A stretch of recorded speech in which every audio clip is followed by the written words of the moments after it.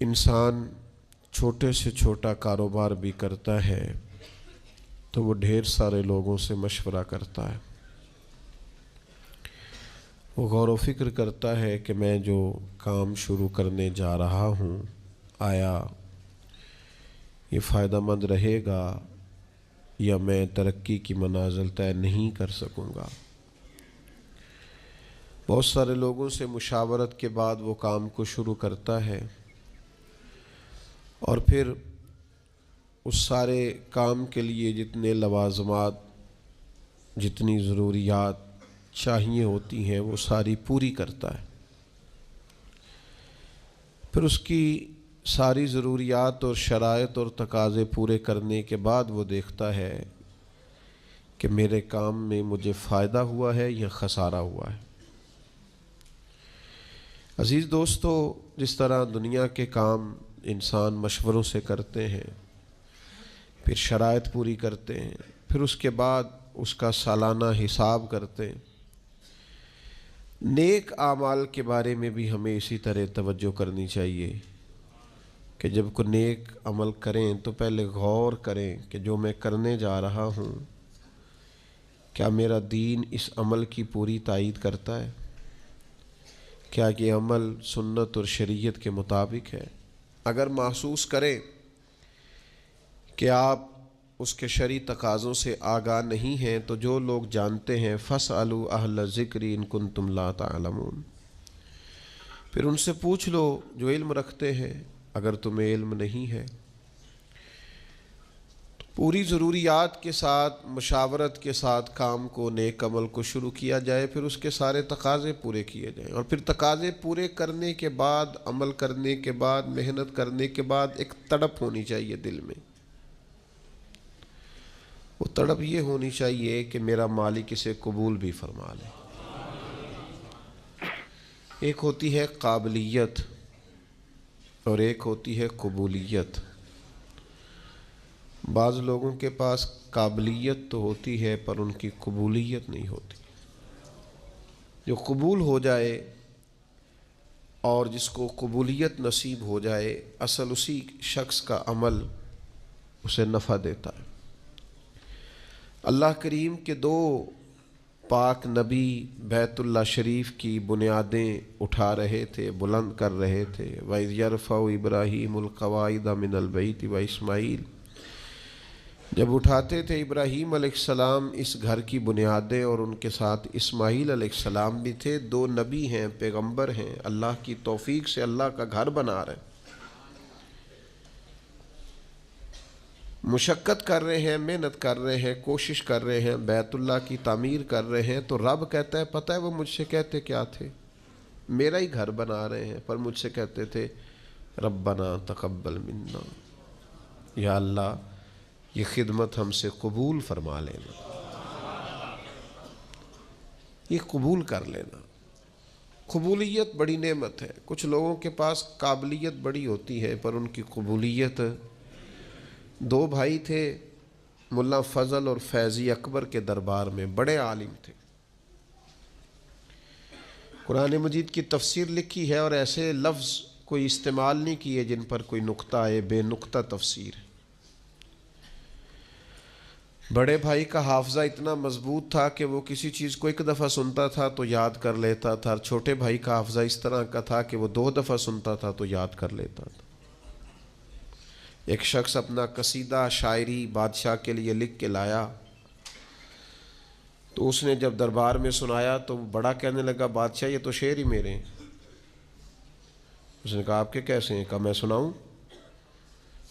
تو آپ نے ابھی اشعار سنے ہیں، ایک دفعہ سن کے یاد نہیں ہوتے، کوئی بندہ دعویٰ نہیں کر سکتا کہ مجھے یاد ہو گئے، لیکن وہ بڑے بھائی کو چونکہ اس کا حافظہ اتنا زیادہ تھا، اس نے ایک دفعہ سنے اور اس نے سنا دیے، تو اب بادشاہ کو یقین ہو گیا یار حد ہو گئی، یہ تو نہیں نہ ہو سکتا کہ اس کو اس نے سنا دیے۔ تو چھوٹے والا کہنے لگا بادشاہ سلامت یہ واقعی میرے بھائی کے شعر ہیں، یہ تو مجھے بھی آتے ہیں، کیونکہ وہ 2 دفعہ سن کے یاد کر لیتا تھا نا۔ بڑے ایک دفعہ شاعر سے سنا، ایک دفعہ بڑے بھائی سے سنا، اب 2 دفعہ سننے پہ یاد ہو گیا، جب اس نے بھی سنا دیے تو بیچارے شاعر کو سزا مل گئی، اور ان دونوں کو انعام مل گیا، بلا کا حافظہ، بلا کے قابل تھے، کمال ڈگریاں، کمال باتیں، کمال علم و فن، لیکن ان کی قبولیت نہیں تھی۔ بادشاہ کے ناجائز کاموں میں بھی اس کو سپورٹ کرتے، فتوے دیتے، اور بادشاہ کو گمراہ کرنے میں انہوں نے بڑا کردار ادا کیا۔ اسی دور میں ایک مرد قلندر کو اللہ نے قبولیت عطا فرمائی، جن کو شیخ احمد فاروقی مجدد الفسانی کہا جاتا ہے۔ انہوں نے دین کی تبلیغ کی، کام کیا، خدمت کی، ان کی خدمت قبول ہوئی۔ مجدد صاحب کی کتاب مکتوبات جو انہوں نے خطوط لکھے تھے دنیا میں پڑھی جاتی ہے، اس سے لوگ فیض پاتے۔ او میرے بھائی، ابو جہل بڑا قابل تھا، ابو الحکم کہتے تھے لوگ اس کو، دانائیوں والا، حکمتوں والا، پنچایت کا آدمی، لوگ مشورے لیتے تھے، لیکن بڑا سمجھدار، بڑا معاملہ فہم، بڑا مدبر ہونے کے باوجود اس کی قبولیت، یہ قبولیت اللہ نے حضرت صدیق اکبر کو عطا فرمائی۔ ساری زندگی ہم نے قابل بننے پہ لگا دی، قبول ہونے پر توجہ ہی نہیں کی۔ قابلیت بھی پیدا کریں، لیکن قیمتی جوڑا ہو اور محنت سے، شوق سے خریدا ہو، رنگ بھی پسند ہو، کپڑا بھی بڑا بہترین ہو اور درزی کو دیا بھی جائے،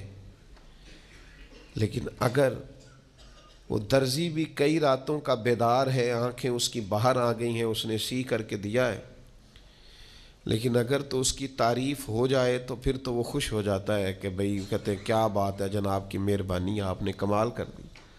تو مطمئن ہو گیا۔ لیکن اگر کسی نے کہہ دیا کہ یار تو نے تو حد کر دی ہے، یہ تو ناپ ہی پورا نہیں، ماپ ہی سارا غلط ہو گیا،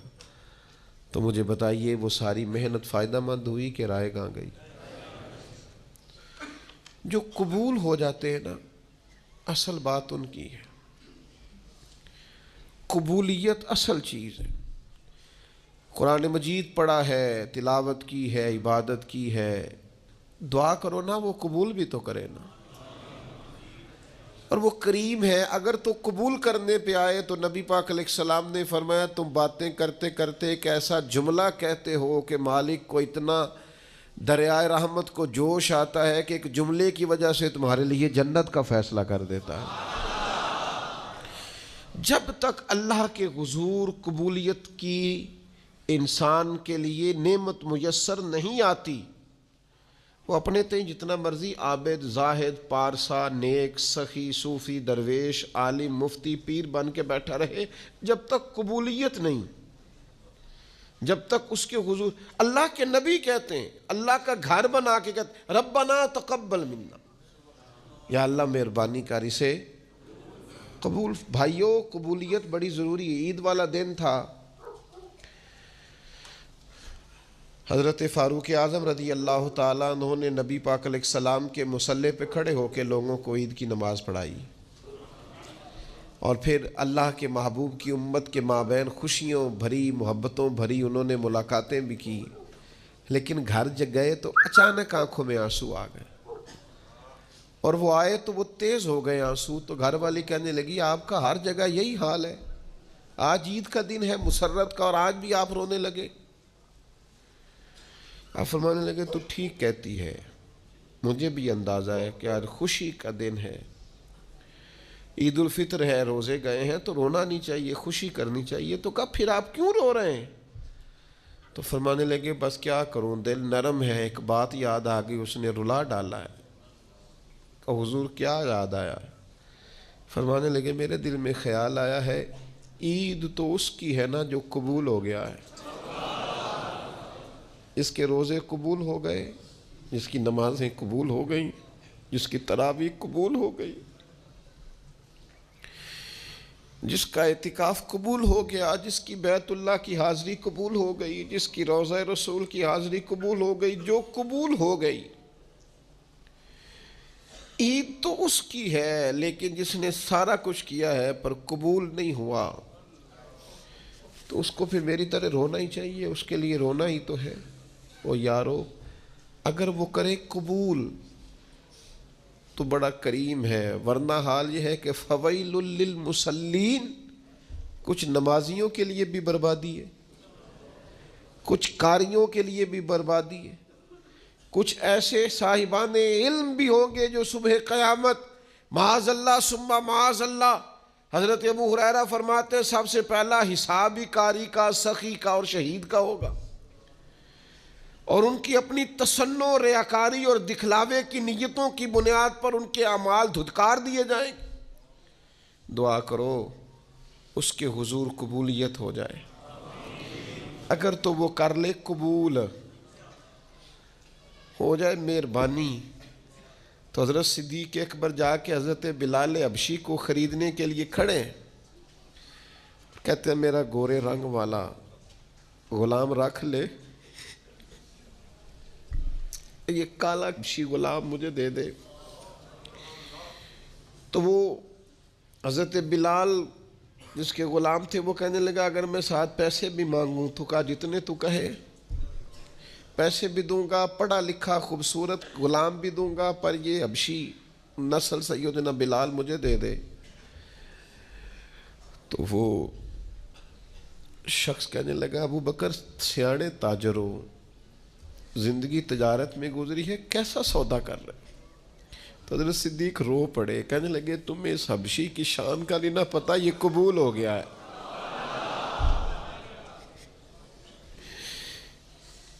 یہ قبول ہو گیا ہے، جو تو ہو گیا نا قبول،